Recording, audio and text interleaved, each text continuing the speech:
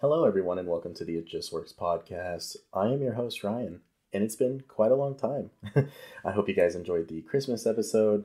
That was a lot of fun to make. Unfortunately, the first two episodes were better than we made, but because of technical issues, I had to do it real quick on my own. I appreciate all of you still listening to the show. I've noticed that we're still getting good numbers, even without a release. So you might hear my phone in the background, house phone in the background, sorry. Seriously, thank you guys so much for just listening to the show, even without a brand new episode. We've hit 46 episodes now, so there's definitely a good catalog to go through. Definitely in terms of performance, we've had our ups and downs, but there's definitely something to listen to there. And then I was gonna do a review for Wonder Woman 84. I don't know, the movie I thought looked really cool, looked different, and it's definitely different, but I would say all in the wrong ways, and I just think the movie is just a joke. There's my review of Wonder Woman 84. If you enjoyed the movie, definitely hit me up on Instagram at itjustworkspod or email us at itjustworkspod. Once again, that is itjustworkspod@gmail.com. Let us know how you feel about the show. Maybe you liked Wonder Woman 84. I'd love to hear your thoughts. If you have any Instagram poll ideas and you want to hear, or you want us to put them up for you so you can see the results, I'd love to do that. If you want to be on the show, if you have any ideas, critiques, just hit us up. So once again, that is itjustworkspod@gmail.com. It is itjustworkspod@gmail.com. And we are going to start, well, first of all, Happy New Year. I just realized I'm recording this on December 31st, but this will be released at midnight for New Year's. So Happy New Year to all of you out there. I hope you're all doing well. I hope you're all safe and healthy. I hope you were able to see your loved ones this holiday season. And I hope you're all just like me and ready to move on to a new year.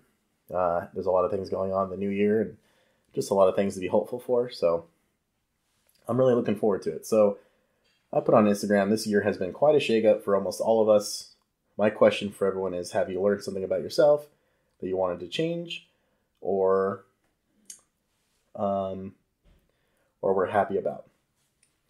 Also, do you have any plans for next year? So on my personal Instagram, my sister-in-law put surviving and living seriously. Just trying to be safe for yourself and everyone around you. The virus is so unpredictable. Some people can handle it perfectly fine or nothing happens to them at all. Some people, their bodies shut down. So it's very something to be taken serious. My girlfriend, thank you, Darian. She put to spend it with you. Seriously, I couldn't be happier to spend any time with her. I love you. And then someone else put, learn to appreciate what I have. Seriously. We definitely have had a lot of time to appreciate the little things in life, things we may have taken for granted without meaning to, but there's definitely a lot to be grateful for. And I think a lot of people are in the same boat with that one. I know I sure am. No question about that. So back on the It Just Works pod page, we got a couple different answers on there as well. So I'll go ahead and go over those. If my stupid app would load. I swear I hate Instagram sometimes. So my cousin put, get out of the fucking pandemic. Seriously. I went to the mall. I went to the mall a couple days ago just to look for some clothes. And I realized I haven't been inside a store to do shopping in like a couple years because I've done so much online shopping. And it was pretty freaking depressing to be in a store. The mall was depressing. You got lines of people, just waiting outside to get into a store. And it's sad. And then, early in the year, I've seen kids, playing outside with, mask on. And it's just kind of heartbreaking to see, but that's just the current state of the world. Priscilla put, I learned to not bring work home, and hopefully next year I'll start on my master's. Seriously, congrats to you, Priscilla, with your schooling and your job. Seriously, it's awesome. I hope you and your family had a great Christmas. And so learning not to bring work home. My first couple jobs, out of high school, I had a really hard time with that. Like, I would go home angry, very, very mad. Yeah, I would definitely bring work home. And that's just not healthy. It's not good. So now I basically, like, the second I clock out, like, that's it. Like, I almost, like, just completely write off work. And not in a bad way. I just, like, I'm done. My shift is over. It's time to move on. So I'm right there with you on that. It's always good to try and maintain that. Sometimes it slips through and, sometimes it gets brought home, but it is what it is. None of us are perfect, and that's life. So for me, I learned a lot about myself this year. I learned that there's a lot I want to work on. I still need to work on with myself. I realized that I wanted to make a podcast more than ever, and I needed to do it. And so now here we are. I'm sitting here talking about that, and I'm very grateful for it. Very grateful for all of you listening to the show and just, being a part of it. The Instagram polls are really, really fun to do. I think those are a big hit. A lot of people are getting involved that normally don't, and I think that's been pretty incredible.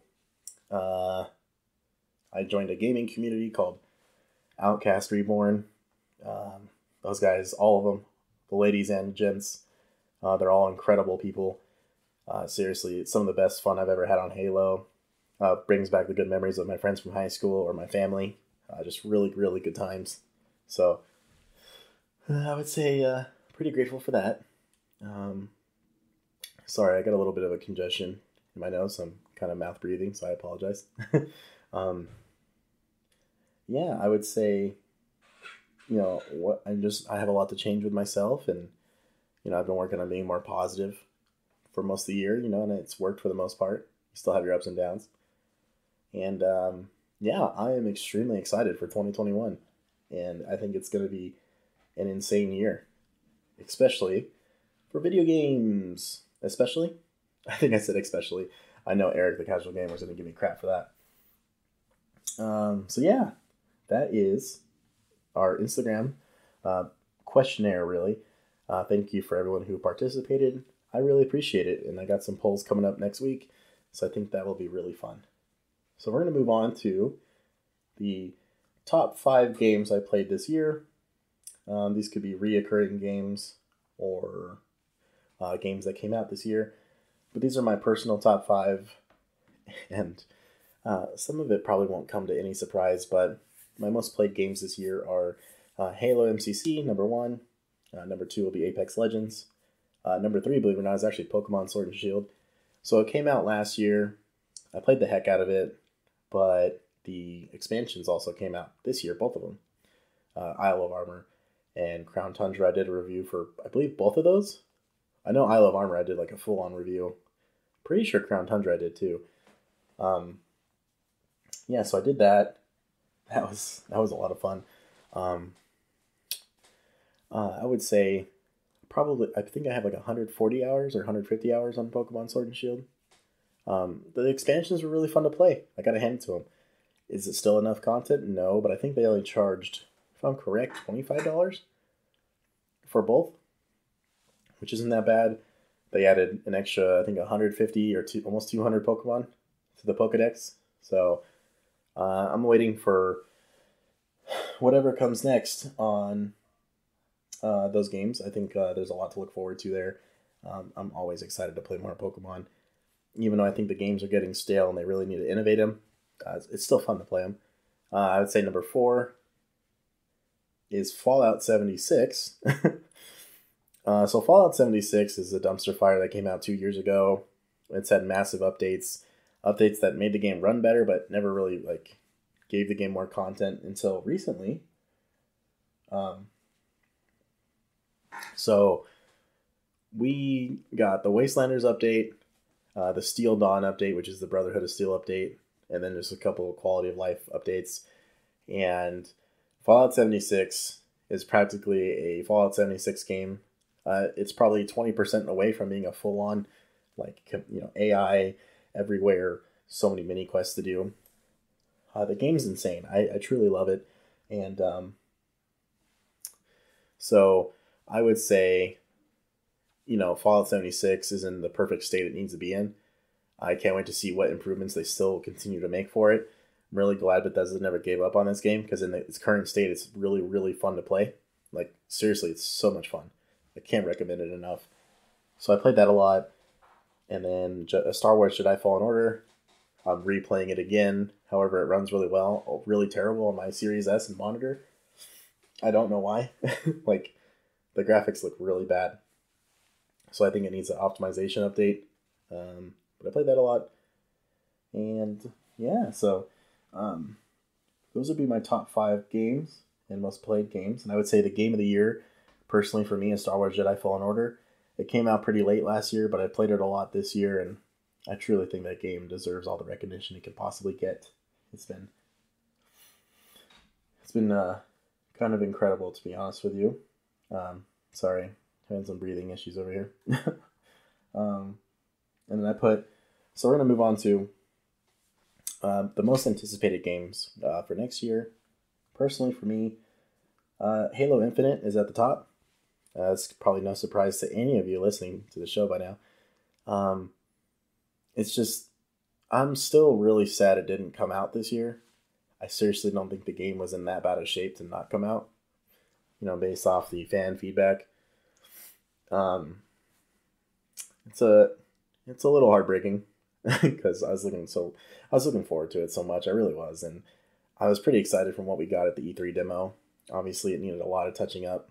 Not a lot, but maybe a lot. I don't know, but it didn't look as bad as people tried to make it out to be. That's what I'm trying to say. So yeah, that comes out next year, November 15th, 2021. That is the exact 20-year anniversary of Halo Combat Evolved. So I am really, really looking forward to that game. There's so much. I mean, we're going to be talking about it all year long. So I will leave it at that. Coming in March, but it has a demo coming out in January, is Monster Hunter Rise for the Nintendo Switch. This is the, not sequel or anything, but it's the next entry after Monster Hunter World, and I believe this game looks insane already. It's got voice acting. It's got dogs in it as companions. The armors look great. The new monsters look good. I seriously cannot wait for this game. I'm just blown away by it so far. And they've shown so much. And this Capcom team that works on the Monster Hunter games is probably one of the best development teams in the world. No one does it like them. They show you everything you want to see before a game comes out. They're very consistent, and honestly, I wish everyone in the industry kind of took a page from their book or took notes, seriously, because these people are on top of it. Every time, every release, I'm so blown away. So Monster Hunter Rise is my second most anticipated game of the year. I cannot wait to play that demo over and over again until the game comes out. I just can't wait. So expect a preview episode for Monster Hunter Rise, the demo. I believe it comes out January 26th or something like that. I know the game comes out March 26th, I think. But it comes out later in January, so expect a review for that, or preview of that. Number 3 for me is Forza Motorsport. I believe they're doing a soft reboot of the franchise, or doing a massive open world. I don't know what they're doing, but I want it. I'm excited for new Forza. As always, everyone should be excited for more Forza, so that will be pretty cool. Next is a, crossing my fingers, Pokemon release. So there's a couple things going on this year. February marks the 25th anniversary of the Pokemon franchise, and that is insane. So, with that being said, there's probably going to be something going out, or something coming out. Pretty sure we're getting a Diamond and Pearl remake. There's a lot of rumors suggesting that we will be getting, what was it? Sorry. Oh, a collection of games. So I believe we're going to get a collection of games to the Switch, from the originals to the Sun and Moon. We'll see what happens. So Diamond and Pearl remakes, and then a re-release of classic titles for the Switch. That is my prediction for Pokemon. I know Detective Pikachu 2. The game is supposed to come out. So we'll see what happens there. There's probably other Pokemon releases that they haven't announced yet. And then number 5 is Breath of the Wild 2. I want that game so bad. I'm hoping we get a development update and potentially a release date. And then it's also the 35th or 30th anniversary of Zelda, The Legend of Zelda as a franchise next year as well. So I'm also really, really, hoping for a re-release of the 3D Zelda games and obviously the classic ones on the Switch. I would love to play Twilight Princess on my Switch, and I've never played Skyward Sword, so I'd like to give that a shot after that. And those are my favorite or my most anticipated releases next year, or announcements, or just development updates. Pretty predictable. I just really love those are my favorite franchises, so I'm definitely excited to see them continue and move on and innovate to do new things. Next, I want to talk about Project xCloud. We are getting that in spring for iOS and Mac, and I think computers or something. There's something about that. I don't know. But it's coming out for iOS in spring. It will be a web-based app.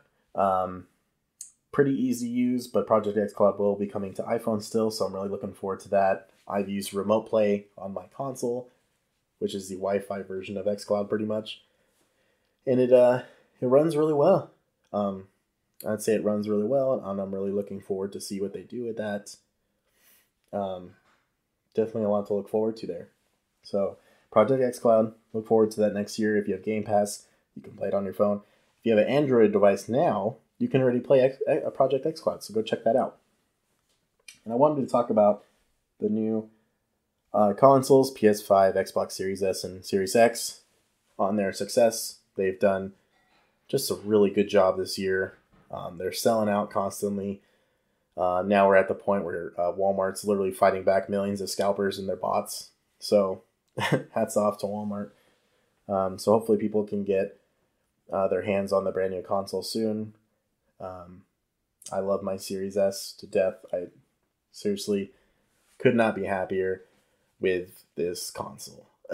And as you guys saw recently on Instagram, I turned it in using the dev kit mode, a emulation device. So I was playing Mario Kart 64 on my Xbox, which I could do right now. Like, it's literally that easy to do. If you're not familiar with emulation, I recommend watching a few YouTube videos if you have a new console and you want to try it out. Just keep in mind that there's a $20 buy-in to turn your console into a dev kit. It's all official. It's through Microsoft. Yeah, so that was fun. Like, talk about taking a trip down memory lane and then playing Mario Kart on my monitor. Just, oh man, it looks insane. Like, the games look better. It's really cool.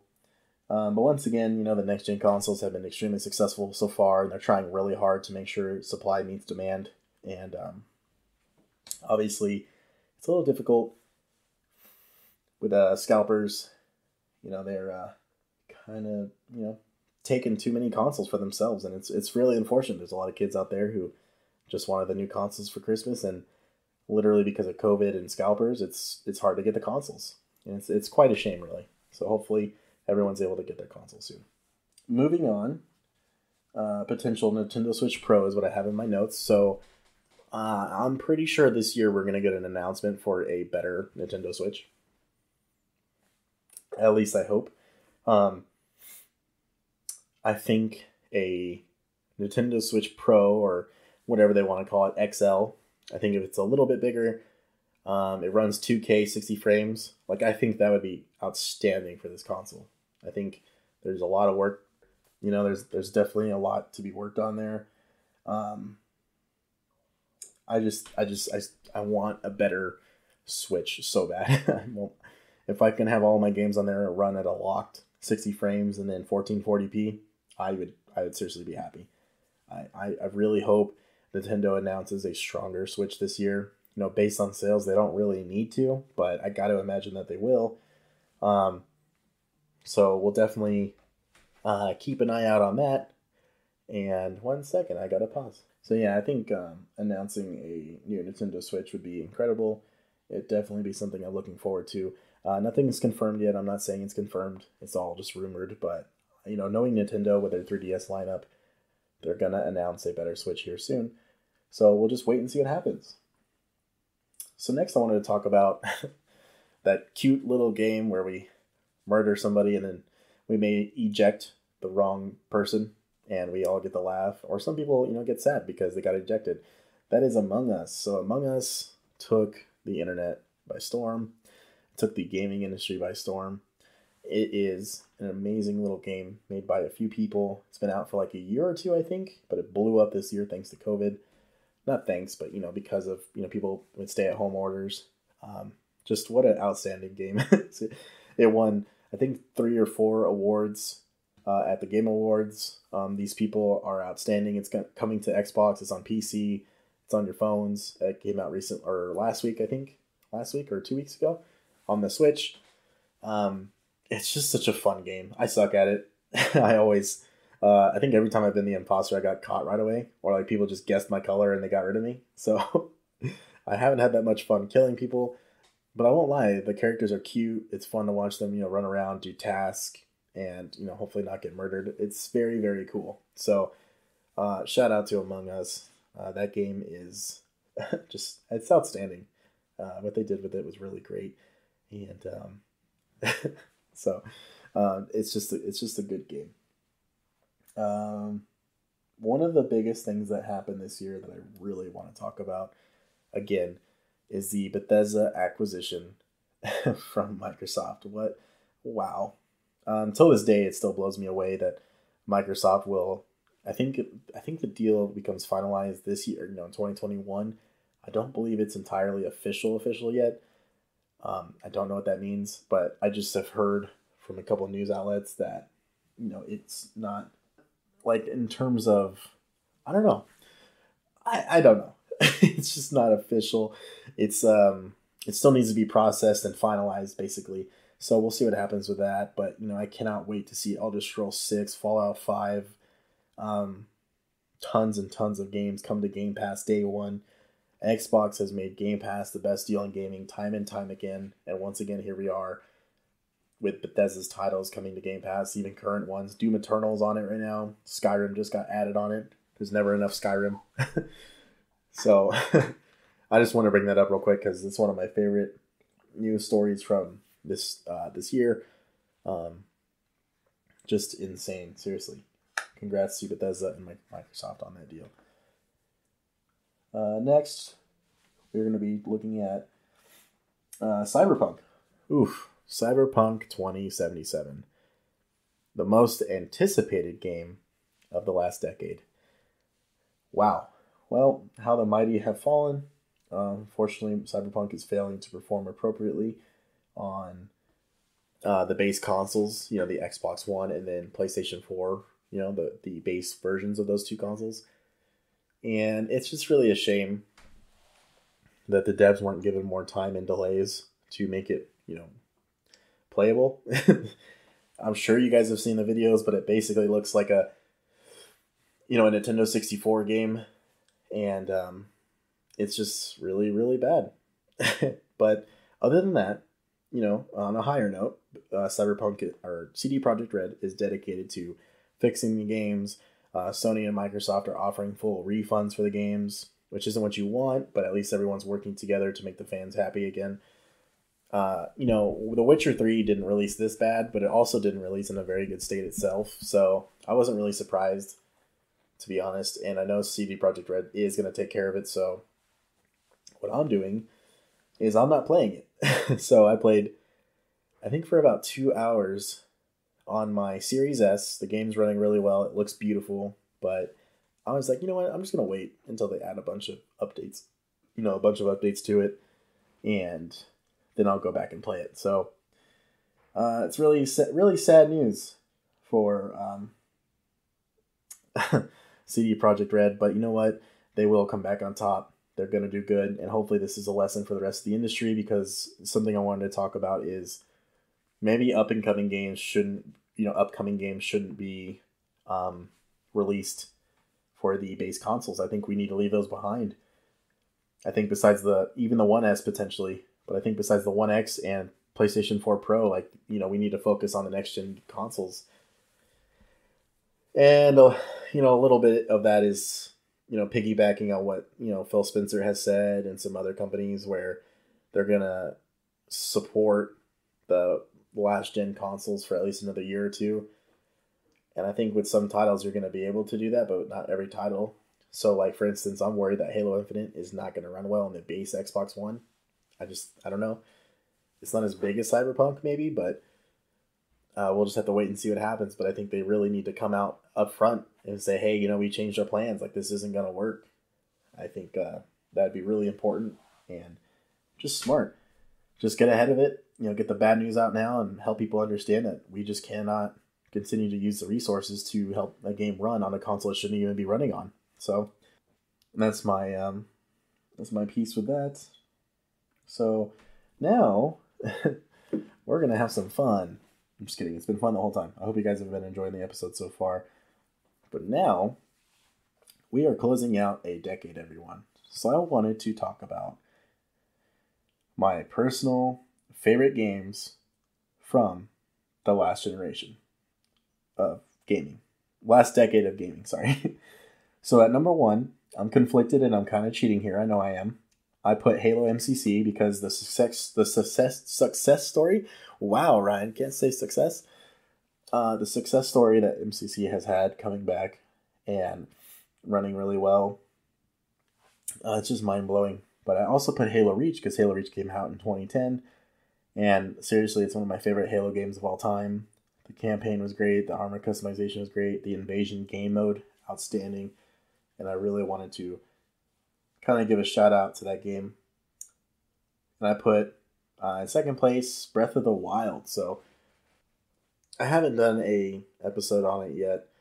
But Legend of Zelda Breath of the Wild is one of the best games I've ever played. Like, hands down. It's my favorite Zelda, right next to Twilight Princess and Ocarina of Time. It's just a mind-blowing game. If you haven't played it, please go back and play it. It's just, it's really, really well done. And what they did with the amiibos was great. You can get classic outfits. So, like, you can have the Twilight Princess outfit and literally play the entire game looking like Twilight Princess Link. You can upgrade the outfit. Just talking about it with you right now makes me want to go play it. But I just bought Hyrule Warriors Age of Calamity. So I plan on playing that and then doing a review for it. So I need to work on that. But yeah, Breath of the Wild takes second place. And then third place, which is my personal favorite game to be released on these consoles that we just got done with. And we can still play it on the new gen. But Monster Hunter World is my personal favorite game that came out in this last generation. And just as I said before, the development team at Capcom is just outstanding. They do such a good job. The updates were consistent. Content was consistent. Performance was always good. And they were always upfront with what they were working on for the game. And they really delivered on a lot of fan wishes and requests. And I just, seriously, if you haven't played Monster Hunter World yet, please, please, please, please go play it. I promise you won't hate it. Number 4. Once again, Star Wars Jedi Fallen Order, made by Respawn.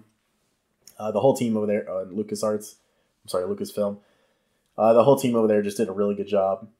It's just a really fun game. Cal Kestis is a fun character to play as. I really, really enjoyed it. I'm on my second playthrough right now, playing with the Inquisitor outfit.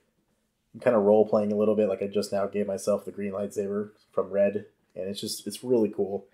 And yeah, so number 5, my 5th favorite game to come out this last generation is no other than Pokemon Omega Ruby and Omega Sapphire. So I'm a huge Pokemon fan. Fire Red and Leaf Green are my favorites, but the Omega Ruby and Sapphire remakes were outstanding. They brought Mega Evolutions. Hoenn is one of my favorite regions to explore. Just seeing it with all new graphics was just ridiculous. Then they added the Hoopa rings, so you can fly around in like a free roam mode to fly to some rings and capture old legendaries. So that was fun. The Battle Mazen, which is whatever, it's from X and Y. It's just like basically a battle tower of sorts. It's okay. I'm not the biggest fan. Then they added the Delta episode, which is where you work with some girl to get Rayquaza, and then take Rayquaza into space and fight Deoxys and then capture it. I think that added another hour or two of gameplay. Just seriously, what an outstanding game. I recommend those games if you haven't played them yet. Just outstanding. And then I have 2 honorable mentions, Forza Horizon 3 with its, the Warthog from Halo was in it. All the DLC was great with the the Blizzard Mountain, and then you had the Hot Wheels stuff, which was outstanding. I used to play with the tracks when I was a kid. We'd build the tracks with my brothers and do, race our cars. So doing that in a video game was really fun. Gears of War Ultimate Edition. Wow, what a game. Gears of War came out in 2006. I've been a huge fan ever since its release. And then Gears of War Ultimate Edition was a remaster of the campaign and multiplayer. And they just, wow, what a good job they did. Seriously, this game is incredible. I was playing it this week. It still looks pretty good. And that campaign really stands the test of time. It's a good campaign, man. If you guys haven't played Gears of War Ultimate Edition, please go check it out. So I'm going to talk about... Actually, I'm going to take a break real quick. 1 second. So moving on from that, we're going to talk about my experiences in the industry and E3. So I worked at GameStop for a few seasons and then worked there for a few months after that. Working at GameStop was really fun. And the reason why I'm talking about it is because a lot of my experiences with games, also happened at GameStop, whether we launched a Call of Duty at midnight, Star Wars Battlefront 1 and 2, seeing all the fans dress up and bring their lightsabers. Like, I have a picture of that. I look really stupid in it, but there's just a lot of fun to be had at GameStop. All the people I met and worked with. I had some of the best coworkers ever, some of the best management team you can hear. My manager, one of my managers, she said the funniest quote I've ever heard for Nintendo. And she said that they're the only company that wants to run itself out of business because some of the decisions they make is so backwards, it's stupid. And till this day, I find that funny. And then I wanted to talk about, because I worked at GameStop, I was able to go to E3 through Microsoft. They called it the Expert Zone. So basically, I was able to go to the Xbox show floor, kind of like a late night kind of show. And me and a ton of other people were able to get our hands on with all the upcoming games and get some, grab bags and just have a really good time. And I just thought that was such a fun experience, and I'm really grateful for it. I went 2 or 3 times, or 4, don't remember. Some of the best times, being able to talk to developers was really cool. Like, I was able to talk about to the team, the team that made Halo Wars 2, Total Assembly, or I don't remember. Oh, Creative Assembly. I was able to talk to them about Halo Wars 2 and just basically tell them how much I appreciate the work. I took a picture with that. I'll probably post that picture. I took a picture with the whole dev team, that was there at E3, and they're from, the UK. I just expressed my gratitude for their hard work on Halo Wars. And then there was this dude, I forget his name. I hope he still works at Playground Games, but I always bugged him because I got to see Forza Horizon 2, and then 3 come out, but I bugged him at Horizon 2 at E3. I was like, oh, you guys should really add the Halo Warthog. And he's like, you never know. And then I saw him the year after at the year or two after the next E3 where they showed Horizon 3. And I believe that week they also revealed the Warthog will be in it, which was part of their E3 showcase. And I saw him again, and I said, hey, you guys did it. You guys put the Warthog in the game, and we laughed. And he's like, yeah, it's funny. He's like, I thought about you when we announced it. I was like, it's nice of you, man, because that Warthog is really, really fun to just play around with in Horizon 3 and 4. Just some really amazing people that go to the E3 events, some really nice people, and the devs are always really cool to talk to, very, very sweet human beings. So I just wanted to talk about that. And we have a new segment I plan on doing every year. So through trueachievements.com, you can sign up and log in with your Xbox Live account, and they give you your stats for the last decade. Yikes. So we're going to talk about them real quick. There's a lot to talk about. So I've played 165 games in the last decade. I've earned 2,815 achievements, and I've earned 48,145 gamer score.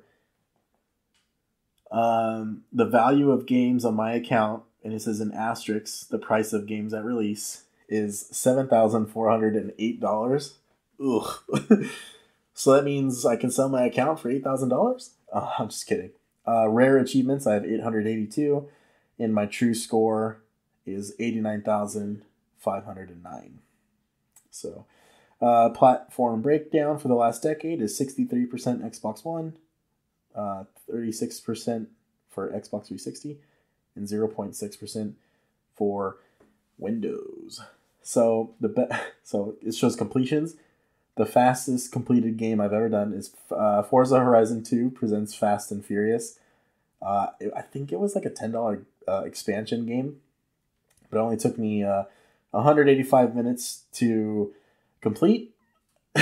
So I did it in one session. I got it done. And the average completion for that game is 46 days. So you can say I'm one of the fastest in the world. The slowest completion I have is Halo Reach. It took me 362 days, so it almost took me a whole year. And the average completion is 491 days. And I can't be right. I'm a little confused, but my rarest completion is Mortal Kombat 11. I have all the achievements. And my time is 57 days, but it says completed by 2,303 days. So I don't understand what that means. But in the last decade, I have 4 100% games, and my completion is 24.70% on games, so that's not too good.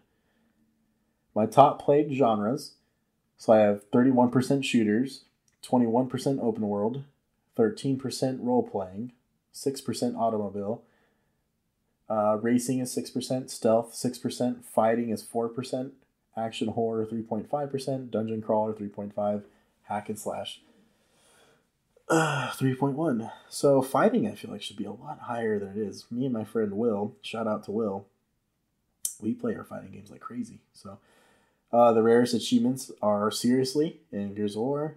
I believe that is 10,000 kills in Versus. Unlocked by 1.68%. I unlocked it July 3rd, 2016. Domination in Halo, the Master Chief Collection. 1.76%. I don't remember what that achievement's for. I got it December 15th, 2019. And Nowhere to Go But Up. I got 1.85%, and that was January 2nd, 2019. So that was almost the year anniversary, too, for Monster Hunter. So my most played series, which is really cool that they did this, Halo, 7 of 9 games played on the series.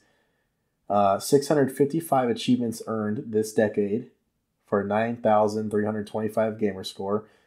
My true gamer score for it could have been 20,540.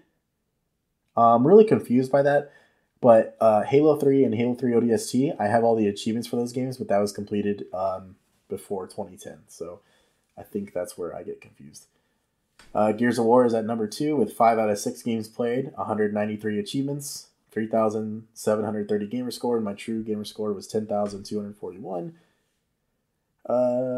Forza Horizon, 4 of 5 games played, 126 achievements, and 2,545 gamer score for a true score of 3,899. Very, very cool stuff. So, yeah. And my best year was 2019, where I earned 380 achievements, 6,800 gamer score, and my true score is 13,000. So, and it looks like every year for the last decade, the holiday season is where I played most games. Very interesting. And that is it. So that is my stats for the last decade, and I believe there's a lot to look forward to, everyone. I appreciate you listening to the It Just Works podcast. Share it around with your friends, your family, coworkers, people you don't like, people on the street. Just yell it at them. Tell them to listen to the show. And I wish all of you a happy new year. I'm excited to do more episodes in the new year and do more stuff with the podcast. I can't wait for you guys to be a part of it. And we will talk to you guys real soon. So happy new year. I'll talk to you bye. Or later. Wait, hold on. I screwed that up. I will talk to you guys later. I'm going to leave this. I'm not cutting that. I'm going to torture myself and leave that ending. But you guys have a wonderful night. Be safe, and happy new year to you.